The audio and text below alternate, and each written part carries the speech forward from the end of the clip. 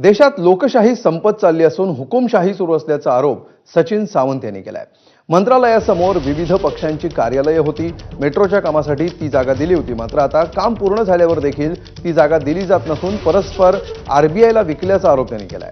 अंदाजित खर्चापेक्षा कमी किमतीला ही जागा विकल्याचा आरोप करण्यात आलाय। यावर एमएमआरसीने स्पष्टीकरण दिलंय। जमीन नेहमीच सरकारी जमीन असल्याचं एमएमआरसीने सांगितलं। आम्ही तिथे स्टेक होल्डर्स आहोत। सगळे राजकीय पक्ष जेवढे जिथे आहेत त्यांना न विचारता संपूर्णपणे अंधकारात ठेवून ही जागा मुंबई मेट्रो रेल कॉर्पोरेशन आणि शासनानं संगनमतानं ती रिझर्व्ह बँकेला विकून देखील टाकलेली आहे। प्रश्न असा आहे की यामध्ये रिझर्व्ह बँकेची देखील फसवणूक झाली असं आमचं म्हणणं आहे, कारण त्या संदर्भामध्ये आम्हाला तिथेच जागा मिळणार आहे अशा तऱ्हेचं जे आश्वासन हे सरकारतर्फे मुंबई मेट्रो रेल कॉर्पोरेशनवर दिलं होतं त्याची जाणीव त्यांना करून देण्यात आलेली दिसत नाही। आणि संपूर्णपणे आम्हाला न विचारता आमचं पुढे काय होणार हे न सांगता तुम्ही असे परस्पर निर्णय घेता। ही हुकुमशाही मानसिकतेचं निदर्शक आहे। तर बिहार काँग्रेसनं पंतप्रधान मोदी आणि त्यांच्या दिवंगत मातोश्रींचा